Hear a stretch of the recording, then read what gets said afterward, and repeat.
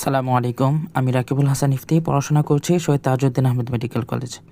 তো আজকে আমাদের ফিজিওলজি আইটেম 3 এর মেমব্রেন ট্রান্সপোর্টে পার্ট 1। তো আমরা ইন্ট্রো আর বড় করব না, আমরা মেন আলোচনায় চলে যাব। বিসমিল্লাহির রহমানির রহিম। তো প্রথম আমাদের আলোচনা আসতেছে হচ্ছে ইসিএফ আর আইসিএফ। তো ইসিএফ আর আইসিএফ নিয়ে আমরা আইটেম 1এও পড়াশোনা করেছি। তো আমরা একটা হালকা ধারণা নিব, কারণ মেমব্রেন ট্রান্সপোর্ট বুঝতে হলে আমাদের একটা বেসিক কনসেপ্ট ক্লিয়ার থাকতে হবে এটা। তো যাই হোক, আমাদের বডি ফ্লুইড যেটা আছে ওইটা মেনলি কি দুই ভাগে বিভক্ত। আমরা জানি ইসিএফ আর আইসিএফ। তো ইসিএফ হচ্ছে এক্সট্রা সেলুলার ফ্লুইড আর আইসিএফ হচ্ছে ইন্ট্রা সেলুলার ফ্লুইড। তো এক্সট্রা সেলুলার ফ্লুইড মানে কি সেলের বাইরের ফ্লুইড, আর ইন্ট্রা সেলুলার ফ্লুইড হচ্ছে আমাদের সেলের ভিতরকার ফ্লুইড। তো যাই হোক, এখন আমাদের সবচেয়ে ইম্পর্ট্যান্ট যে কথা সেটা হচ্ছে এই দুই জায়গায় আয়ন কনসেন্ট্রেশন যেটা, এটা কিন্তু সেম না। যেমন ধরি ইসিএফের মধ্যে কি আমাদের সোডিয়ামটা বেশি থাকবে, কি থাকবে, সোডিয়ামটা থাকবে বেশি। আবার ওদিকে আমার আইসিএফের মধ্যে বেশি থাকবে হচ্ছে কি পটাশিয়াম। কেমন, পটাশিয়াম কি থাকবে, বেশি থাকবে। তো এখন দেখো ইসিএফের মধ্যে কি থাকতেছে, সোডিয়াম বেশি থাকতেছে, আবার পাশাপাশি কি থাকতেছে, ক্লোরাইডও কি বেশি থাকতেছে। আবার ওদিকে আইসিএফের মধ্যে পটাশিয়াম বেশি থাকতেছে, সাথে থাকতেছে কি ফসফেট, ফসফেট বেশি থাকতেছে। এরপর হচ্ছে আমার প্রোটিন, প্রোটিন এটাও কি বেশি থাকতেছে। তো যাই হোক, তো এই কনসেন্ট্রেশন যেটা আছে ডিফারেন্স তৈরি হইতেছে। তো এই ডিফারেন্সটা মেনটেন করাই কি সেল মেমব্রেন ট্রান্সপোর্টের একটা অন্যতম মেইন কাজ। তো আমরা পরবর্তীতে দেখব যে পটাশিয়াম, সোডিয়াম পটাশিয়াম যে পাম্পটা আছে, তো এই পাম্পটা এই ডিফারেন্স মেনটেন করার ক্ষেত্রে হিউজ একটা রোল প্লে করে। তো তো আমরা এখন একটা কোশ্চেন হচ্ছে, এই আয়ন বা মলিকিউলগুলো কি মেমব্রেন ক্রস করে কিভাবে। তো এটা আমরা কিছুক্ষণ পরেই দেখব। তো তার আগে আমাদের কিছু নিউমেরিক্যাল ভ্যালু মুখস্থ করতে হবে। তো আমাদের আইটেম 3 এর মধ্যে গাইডলাইনের মধ্যে এই চার্টটা দেওয়া আছে। তো আমাদের স্যার ম্যামরা যেহেতু এক্স্যাক্ট নাম্বারটা থেকে কি রেঞ্জটাকে প্রেফার করেন বেশি, তো এই জন্য আমরা কি রেঞ্জটা পড়ব। আর রেঞ্জটা পড়ব কোথা থেকে, আমরা আইটেম 1-এর ক্ষেত্রে এই যে এটা আছে এটা তো মুখস্থ করেছিলাম, তো এইখান থেকে আমরা কি রেঞ্জটা পড়ব। তো আশা করি আমরা এতটুকু বুঝতে পেরেছি। তো পরবর্তীতে আমরা যাইতেছি। তো আমরা যেটা দেখেছিলাম কিছুক্ষণ আগে, একটা কোশ্চেন করা হয়েছিল যে এই আয়ন বা মলিকুল এগুলো কি মেমব্রেনটা ক্রস করে কিভাবে। তো মেমব্রেন কোনটা, তো এটা হচ্ছে মেমব্রেন। তো আমরা হচ্ছে যে লিপিড বাইলেয়ার। তো এখন দেখুন সেল মেমব্রেন মেইনলি কী দিয়ে তৈরি, ফসফোলিপিড বাইলেয়ার দিয়ে। কী দিয়ে, ফসফোলিপিড বাইলেয়ার, বাইলেয়ার দিয়ে তৈরি সেল মেমব্রেনটা। তো অর্থাৎ 2 লেয়ারের ফসফোলিপিড মলিকিউল দ্বারা তৈরি। এখন প্রত্যেকটা স্তরের যে লেয়ার আছে, তো এই লেয়ারের মধ্যে কি একটা থাকবে হচ্ছে হাইড্রোফিলিক হেড, যেমন হাইড্রোফিলিক হেড, এটা হচ্ছে হাইড্রোফিলিক হেড। আর আরেকটা থাকবে হচ্ছে হাইড্রোফোবিক টেল, এটা হচ্ছে হাইড্রোফোবিক টেল। আর এটাকে আমরা বলতেছি হাইড্রোফিলিক হেড। তো কী বলতেছি, তো এখন দেখেন, তো হাইড্রোফোবিক যে টেলটা আছে এটা কি ওয়াটারকে অ্যাভয়েড করবে, এই যে এটা কি ওয়াটারকে অ্যাভয়েড করবে। তো এখন যদি ওয়াটারকে অ্যাভয়েড করে, দেখেন মাঝখানে যে পুরো যে একটা পোর্শনটা আছে, তো এই পুরো পোর্শনটাই কি ওয়াটার সলিউবল সাবস্টেন্সের জন্য একটা ব্যারিয়ার হিসেবে কাজ করবে না? হ্যাঁ, অবশ্যই। তো অর্থাৎ এই ক্ষেত্রে, অর্থাৎ এই পোর্শনটুকু আমার ওয়াটার সলিউবল সাবস্টেন্সের জন্য কি ব্যারিয়ার হিসেবে কাজ করবে, কিন্তু অপরদিকে আমার লিপিডস সলিউবল সাবস্টেন্সের জন্য কি এটা খুব ইজিলি জিনিসটা কি পাস করে যেতে পারবে। তো যাই হোক, এখন কি পাস করে যেতে পারে এটা উদাহরণ যদি বলি, তাহলে অক্সিজেন আসতে পারে, অক্সিজেন আসতে পারে। এরপর আবার কি আসতে পারে, কার্বন ডাই অক্সাইড, পরে স্টেরয়েড হরমোনগুলো আছে, এগুলো কি ইজিলি কি ক্রস করে যেতে পারবে। কিন্তু এখন দেখেন যে গ্লুকোজ আছে, গ্লুকোজ এরপর হচ্ছে আমার বা সোডিয়াম আয়ন, সোডিয়াম আয়ন, এগুলো কিন্তু আমার কি লিপিড সলিউবল না। তাহলে এগুলো কি আমার পাস করা দরকার না? অবশ্যই দরকার। তাহলে এরা কিভাবে পাস করে যাবে? তখন আমাদের আমাদের কনসেপ্টটা আসে হচ্ছে চ্যানেল প্রোটিন বা ক্যারিয়ার প্রোটিন, এগুলোর আসে। তো 3 নম্বর টপিক আমরা পড়বো হচ্ছে চ্যানেল প্রোটিন। তো হোয়াট ইজ চ্যানেল প্রোটিন? তো চ্যানেল প্রোটিনগুলো হচ্ছে কি, সেল মেমব্রেনের মধ্যে স্পেশাল কিছু প্রোটিন চ্যানেল থাকে। কেমন? স্পেশাল কিছু চ্যানেল প্রোটিন থাকে, যেমন ধরে এই যে এগুলো, এটা কি একটা চ্যানেল প্রোটিন। তো এগুলো কি করবে? এগুলো বেসিক্যালি হচ্ছে টানেল বা পোরের মতো কাজ করবে। অর্থাৎ সোজা কথা যদি আমরা বলি, বাংলায় কথা বললে, যে এই এক পাশ দিয়ে যদি একটা কিছু মানে সাবস্টেন্স যদি এন্টার করে, তাহলে অপর পাশ দিয়ে কি জিনিসটা বের হয়ে যাবে। তো অর্থাৎ এটা কি একটা ব্রিজ বা একটা টানেলের মতো কাজ করতেছে, ঠিক আছে? তো এটার কেমন কি কি এক্সাম্পল আসতে পারে, যেমন ধরি সোডিয়াম চ্যানেল আসতে পারে, পটাশিয়াম চ্যানেল আসতে পারে, ক্যালসিয়াম চ্যানেল আসতে পারে, ইত্যাদি ইত্যাদি। তো এখন দেখেন, সবগুলো চ্যানেল কিন্তু সব কিছু কিন্তু অ্যালাউ করে না। অর্থাৎ চ্যানেলগুলোও কিন্তু হাইলি সিলেক্টিভ। কেমন? যেমন ধরি আমার পটাশিয়াম যে চ্যানেলটা আছে, কেমন, পটাশিয়াম যে চ্যানেলটা, ওইটা কিন্তু মেইনলি পটাশিয়াম আয়নকে কি পাস করতে দেয়। আবার এটা কিন্তু আবার ওই যে ওয়াটার সলিউবল কি ওয়াটারকে এরকম পাস করতে দিবে না। তো দেখেন, অর্থাৎ আমাদের একটা মেইন কথা যদি আমরা বলি, channel proteins are selective and may be gated. তো আশা করি আমরা এতটুকু বুঝতে পেরেছি। এখন দেখেন গেটেড মানে কি। তো এর পরবর্তী আলোচনা আমাদের আসতে আসতে হচ্ছে ক্যারিয়ার প্রোটিন। তো হোয়াট ইজ ক্যারিয়ার প্রোটিন? তো ক্যারিয়ার প্রোটিনের মতো, চ্যানেল প্রোটিনের মতো আরেক ধরনের ট্রান্সপোর্ট প্রোটিন হচ্ছে আমার ক্যারিয়ার প্রোটিন। এখানে মলিকুল যেগুলো আছে, এগুলো কি সিম্পলি পোর দেওয়া যায় না। কি বললাম আমরা আগেরটার মধ্যে? দেখতেছি আমরা সিম্পলি এক জায়গা থেকে কি এক রাস্তায় দিয়ে যদি মানে একটা পোর দিয়ে যদি যায়, তাহলে অপর পাশ দিয়ে কি জিনিসটাকে বের হয়ে যাইতেছে না। কিন্তু এই ক্যারিয়ার প্রোটিনের ক্ষেত্রে কিন্তু ওই চ্যানেল প্রোটিনের মতো কাজটা হবে না। তাহলে এরা কি করবে? এরা প্রথমে করবে হচ্ছে মলিকিউল প্রোটিনের সাথে যে প্রোটিনটা আছে, এই যে ধরি এগুলো হচ্ছে এই ক্যারিয়ার প্রোটিন, হ্যাঁ, এই যে তিনটা দেওয়া হলো। তো এগুলো প্রথমে কি করবে? ওই যে মলিকিউল যে প্রোটিনটা আছে ওইটার সাথে কি বাইন্ডিং করবে। ফার্স্টে কি করবে? বাইন্ডিং করবে। মলিকিউল প্রোটিন বাইন্ডিং করবে, অর্থাৎ একত্রিত হবে। কেমন?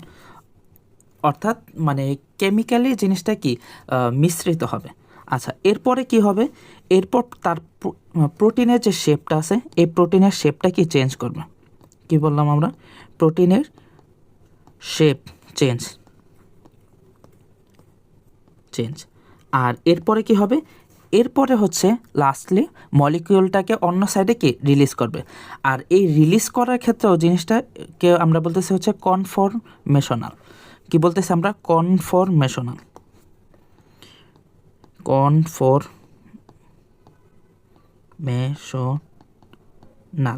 চেঞ্জ। অর্থাৎ এই জিনিসটা একটু বুঝি।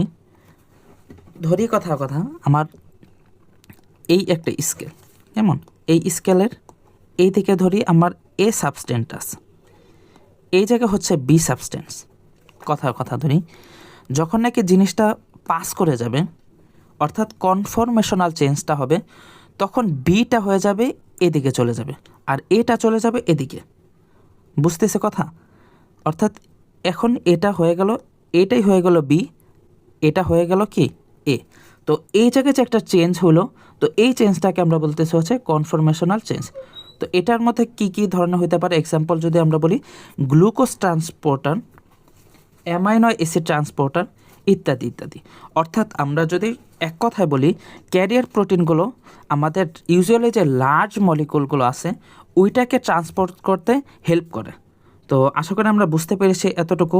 তো আমরা পরে আলোচনায় যাব। তো 5 নম্বর আলোচনা আসলো আমাদের হচ্ছে মেমব্রেন ট্রান্সপোর্ট।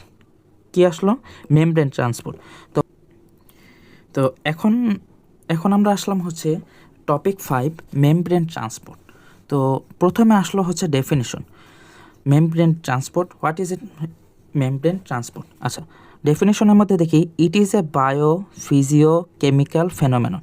অর্থাৎ এমন একটা ফেনোমেনন বা একটা প্রক্রিয়া যেটার মধ্যে কি বায়োলজিও সামিল আছে, ফিজিওলজিও সামিল আছে, কেমিক্যাল ব্যাপারও কি সামিল আছে। আচ্ছা, এরপরে কি, by which different substances are transported across the cell membrane from inside to outside the cell and vice versa.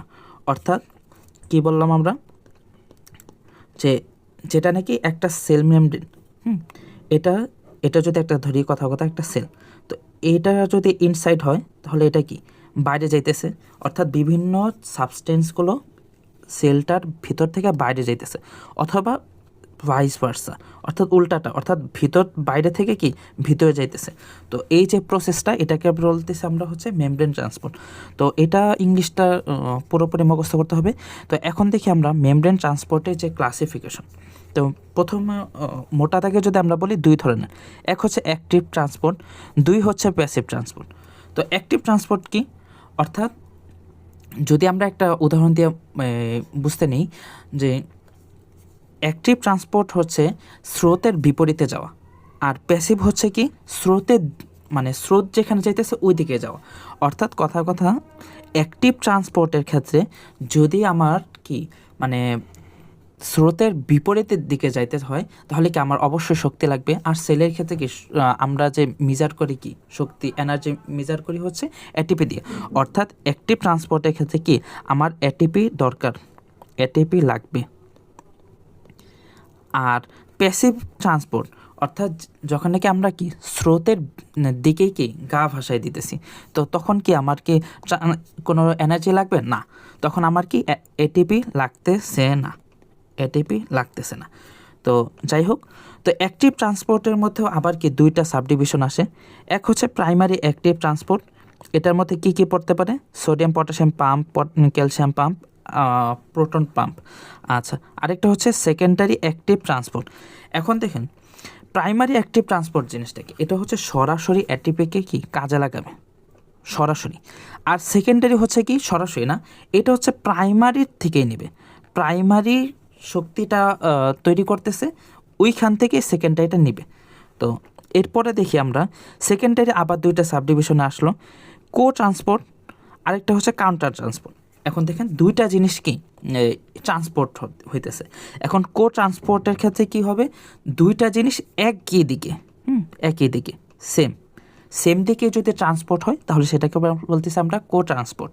আর যদি কাউন্টার ট্রান্সপোর্ট কোনটা, অর্থাৎ দুইটা জিনিস দুইটা সাবস্টেন্স যদি বিপরীত দিকে হয় তাহলে সেটাকে বলতেছি আমরা কাউন্টার ট্রান্সপোর্ট। তো এই উদাহরণগুলো আমরা মনে রাখবো, উদাহরণগুলো। তো এটা হলো এতটুকু ছিল আমাদের কি বলতেছি আমরা মাইক্রো মলিকিউল। এটা হচ্ছে মাইক্রো মলিকিউলের ট্রান্সপোর্ট, মলিকিউল কেমন। আর এরপরে যেটা আসতেছে এটা হচ্ছে ম্যাক্রো মলিকিউলার ট্রান্সপোর্ট প্রসেস। তো যাই হোক, এটাও আবার দুই প্রকার, এক হচ্ছে এক্সোসাইটোসিস, কেমন এক্সোসাইটোসিস, আরেকটা হচ্ছে এন্ডোসাইটোসিস। এক্সো মানে কি বাইরে, এন্ডো মানে কি ভিতরে। অর্থাৎ যদি এরকম হয় যে আমার কি সেলের ভিতর থেকে কি বাইরে যাইতেছে, কেমন, অর্থাৎ সেল থেকে কি রিলিজ হইতেছে, কি কি হইতে পারে, neuro transmitter, hormone, enzyme, protein, এগুলো কি সেলের ভিতর থেকে বাইরে যাইতেছে, ওই প্রসেসটাকে আমরা বলতেছি হচ্ছে এক্সোসাইটোসিস। আর যদি উল্টাটা হয়, অর্থাৎ আমার সেলের বাইরে থেকে ভিতরের দিকে যাইতেছে, তাহলে সেটাকে বলতেছি আমরা এন্ডোসাইটোসিস। এটা আবার দুই ধরনের হইতে পারে, এক হচ্ছে পিনোসাইটোসিস, আরেকটা হচ্ছে phagocytosis. What is pinocytosis? Pinocytosis হচ্ছে আমার কি ইনগালফ করা, কি কোনটা, লিকুইড ইনগালফ করতেছি আমরা লিকুইড। আর ফ্যাগোসাইটোসিস হচ্ছে আমার সলিড ইনগালফ করতেছে, বুঝতেছে। অর্থাৎ যদি এরকম হয় যে লিকুইড কোনো কিছু যদি আমরা ভক্ষণ করি তাহলে সেটাকে বলতেছি আমরা পিনোসাইটোসিস, আর যদি সলিড কোনো কিছু ভক্ষণ করি তাহলে সেটাকে বলতেছি আমরা ফ্যাগোসাইটোসিস। এই যে এটা হচ্ছে উদাহরণগুলো দেওয়া আছে। তো এরপরে আমরা আসি, তো এখানে দেখি আমরা যে ক্লাসিফিকেশনটা দেখেছিলাম, তো এটাই দেওয়া আছে। প্রথম হচ্ছে সিম্পল ডিফিউশন। তো সিম্পল ডিফিউশনের ক্ষেত্রে জিনিসটা হচ্ছে কি একদম সরাসরি কোনো প্রকার ক্যারিয়ার প্রোটিন বা চ্যানেল প্রোটিন কোনো কিছু লাগবে না, জিনিসটা কি সরাসরি পাস করে যাবে। আর ফ্যাসিলিটেড যে ডিফিউশনটা আছে ওইটা কি হবে, ওইটাও কিন্তু ডিফিউশন। দেখেন একটা জিনিস, ডিফিউশন মানে কি? ডিফিউশন মানে হচ্ছে যে আমার হাইলি কনসেন্ট্রেটেড প্লেস থেকে কোথায় যাইতেছে? লো কনসেন্ট্রেটেড প্লেসে। কেমন? লো কনসেন্ট্রেটেড প্লেসে যাইতেছে, এটাকে বলতেছে আমরা ডিফিউশন। তাহলে যদি হাই থেকে লোতে যায় তাহলে কি ওর কি আর কোনো এটিপি লাগবে? না। তাহলে এটিপি না লাগলে কি ওর আলাদা করে কোনো প্রোটিন বা চ্যানেল প্রোটিন, ক্যারিয়ার প্রোটিন কোনোটাই কি লাগতেছে না। তো সিম্পল ডিফিউশন হচ্ছে এটা। আর এখন দেখেন ফ্যাসিলিটেড যে ডিফিউশনটা আছে ওটাও কিন্তু ডিফিউশন, কিন্তু ওর মধ্যে কি দেখেন এই ক্যারিয়ার প্রোটিন দরকার পড়তেছে, দেখতেছে ক্যারিয়ার প্রোটিনের দরকার পড়তেছে। তো এটা আমরা পরবর্তীতে কিছুক্ষণ পর আলোচনা করব। আর এরপরে হচ্ছে অ্যাক্টিভ ট্রান্সপোর্ট। এটা কি? এটা হচ্ছে আমার স্রোতের বিপরীতে কি মানে প্রসেসটা হবে, তো পাস করবে।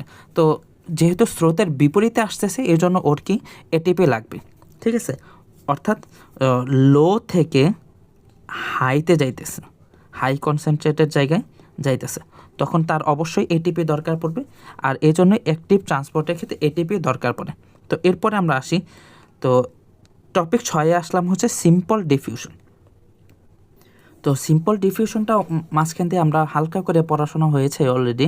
তো সিম্পল ডিফিউশনের মধ্যে এই ছবি থেকে আমরা যেটা দেখতেছি এটার কি কোনো প্রোটিন চ্যানেল লাগতেছে না, ক্যারিয়ার না ক্যারিয়ার না এই চ্যানেল, কোনো ধরনের প্রোটিনই কি লাগতেছে না। অর্থাৎ সাবস্টেন্সটা ডিরেক্টলি মেমব্রেনটাকে কি ক্রস করতেছে, ঠিক আছে? অর্থাৎ এটার মধ্যে কি হবে, মুভমেন্টটা হবে কনসেন্ট্রেশন যে গ্রেডিয়েন্ট, ওই কনসেন্ট্রেশন গ্রেডিয়েন্ট অনুযায়ী। অর্থাৎ সোজা কথা যদি আমরা বলি যে স্রোত যেদিকে যাবে ওই দিকে মানে জিনিসটাও কি সাবস্টেন্সটাও ওই দিকে যাবে। আর আরেকটা বিষয় কি বড় কথা হচ্ছে হাইলি যে কনসেন্ট্রেটেড প্লেস আছে, হাই কনসেন্ট্রেশন থেকে যাবে হচ্ছে আমার লো কনসেন্ট্রেশনে। তো এই জন্য কি ওর কোনো কি মানে এটিপি দরকার পড়বে না। আচ্ছা, এরকম কয়েকটা সাবস্টেন্স যদি বলি যে অক্সিজেন, কার্বন ডাই অক্সাইড, পরে হচ্ছে লিপিড সলিবল কি সাবস্টেন্স, হ্যাঁ। তো আর আরেকটা বিষয় হচ্ছে কি সিম্পল ডিফিউশনের যে রেটটা আছে, অর্থাৎ কত তাড়াতাড়ি হবে ইত্যাদি বিষয়, কতটুকু স্লোলি হবে, এটা কিসের উপর ডিপেন্ড করে? এটা হচ্ছে মেনলি কনসেন্ট্রেশন যে ডিফারেন্সটা আছে, ঠিক আছে? অর্থাৎ যদি কনসেন্ট্রেশন বেশি হয়, হ্যাঁ, তাহলে কি জিনিসটা কি তাড়াতাড়ি হবে। আবার মেমব্রেন পারমিয়াবিলিটি, অর্থাৎ মেমব্রেন কতটুকু মানে ঢুকতে দিতেছে, হ্যাঁ, তো এটার উপর নির্ভর করবে। পরে হচ্ছে মলিকুলার যে সাইজ আছে কেমন, আবার টেম্পারেচার, এগুলোর উপর কি ডিপেন্ড করবে। তাহলে যদি আমরা লিখে রাখি, হালকার উপর লিখে রাখি যে কনসেন্ট্রেশন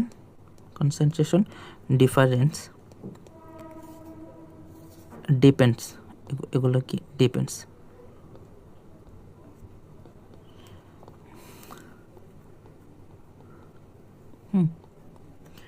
তো 2 নম্বর হচ্ছে কি মেমব্রেন পারমিয়াবিলিটি,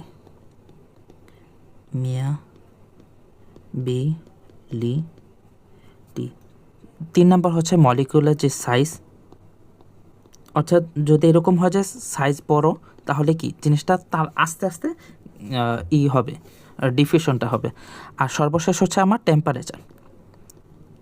তো আশা করি আমরা বুঝতে পেরেছি। অর্থাৎ কনসেন্ট্রেশন যেই ডিফারেন্স যত বেশি হবে ডিফারেন্স তত বেশি হবে, হ্যাঁ। কনসেন্ট্রেশন ডিফারেন্স যত বেশি হবে ডিফিউশন রেটটাও কি ততই বেশি হবে। তো এরপরে আমাদের আসলো হচ্ছে ফ্যাসিলিটেড ডিফিউশন। তো এখন আমরা আসলাম হচ্ছে টপিক 7,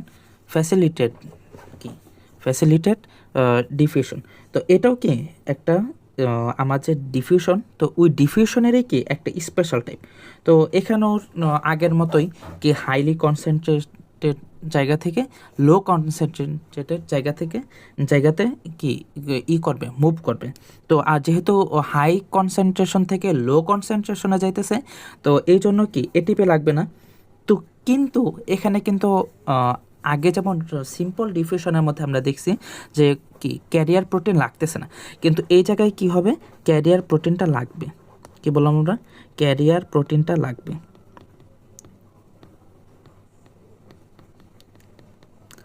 ক্যারিয়ার প্রোটিন লাগবে। আচ্ছা, এরপরে এখন দেখি মেকানিজমটা কি হবে। ক্যারিয়ার প্রোটিনের ক্ষেত্রে আমরা পড়েছি যে প্রথমে হবে হচ্ছে ক্যারিয়ার প্রোটিনটা ওই মলিকুলার যে মলিকিউলটা আছে ওইটার সাথে কি বাইন্ডিং করবে, এর পরবর্তীতে ক্যারিয়ারটা শেপ চেঞ্জ করবে, আর সর্বোপরি অপোজিট সাইডে কি রিলিজ হবে। তো এটা আশা করি আমরা বুঝতে পেরেছি। তো সিম্পল ডিফিউশন আর ফ্যাসিলিটেড যে ডিফিউশন এটার মধ্যে কি কি পার্থক্য হতে পারে, যে এখানে ক্যারিয়ার প্রোটিন ফ্যাসিলিটেটের মধ্যে লাগে আর ওদিকে সিম্পলের মধ্যে লাগতেছে না, আর ওদিকে হচ্ছে আমার নো স্যাচুরেশন। তো এখানে আরেকটা বিষয় দেখি যে একটা ধরেন ক্যারিয়ার প্রোটিন, ক্যারিয়ার প্রোটিন কিন্তু এগুলা কি একটা নির্দিষ্ট পরিমাণ আছে, ঠিক আছে। তো এখন ধরি কথার কথা আমার মলিকিউলটা খুব বেশি হয়ে গেল, কেমন। প্রথমে আমরা ধরেন সিম্পল ডিফিউশনের ক্ষেত্রে দেখি রেটটা, অর্থাৎ যদি এরকম হয় যে আমার কনসেন্ট্রেশনটা কি বাড়তেছে, তাহলে কি আমার ডিফিউশনের যে রেটটা ওইটাও কি বাড়তে থাকবে। সিম্পল ডিফিউশনের এটা হচ্ছে এই যে ব্লু কালার যে ইটা আছে এটা দেখতেছি, তো অর্থাৎ এটা কি প্রপোর্শনালি বাড়তেছে, সমানুপাতিক হারে বাড়তেছে। কিন্তু দেখেন ফ্যাসিলিটেড যে ডিফিউশন এটার মধ্যে কি হবে, একটা পর্যায়ে গিয়ে জিনিসটা কি খুব বেশি হারে বাড়তেছে না। কারণ কি, ধরি কথা আমার মলিকিউলটা খুব বেশি আছে, কিন্তু আমার যদি ক্যারিয়ার প্রোটিনটা নাই থাকে তাহলে কি মানে অর্থাৎ ক্যারিয়ার প্রোটিনটা যদি আমার খালি নাই থাকে, অর্থাৎ সবগুলো ক্যারিয়ার প্রোটিনই কি আমার এক মানে তার নিজস্ব কাজ করতেছে, তাহলে কি আমার মানে যেই ডিফিউশনটা ওইটাকে আর হইতে পারবে না। তখন কি হতে হবে, আগে খালি হতে হবে আগের ক্যারিয়ার প্রোটিনের মধ্যে কিছু, এরপর তারা মানে এইখান থেকে মানে আরেকটা উদাহরণ দিই।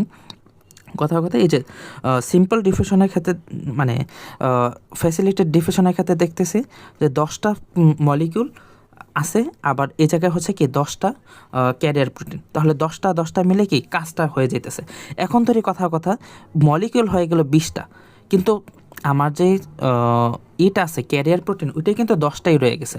তখন কি হতে হবে, আগে 10এর যে কাজটা ওগুলো কি প্রথমে এই 10টা শেষ করে এর পরবর্তীতে বাকি 10টা এগুলো আবার নিতে হবে। অর্থাৎ তখন কিন্তু সমানুপাতিক হারে, আমি যেটা বুঝাইতে চাইতেছি যে সমানুপাতিক হারে আমার যে রেট অফ ডিফিউশন এটা কিন্তু কি বাড়তেছে না। তো আশা করি আমরা বুঝতে পেরেছি। তো একটা কি থাকবে, একটা হাই বা আমরা কি বলবো যে একটা ম্যাক্সিমাম রেট থাকে ফ্যাসিলিটেড ডিফিউশনের ক্ষেত্রে, ঠিক আছে। একটা হাই একটা রেট থাকবে, ওই রেটটাকে বলতেছে আমরা ভি ম্যাক্স। তো আমরা আশা করে বুঝতে পেরেছি।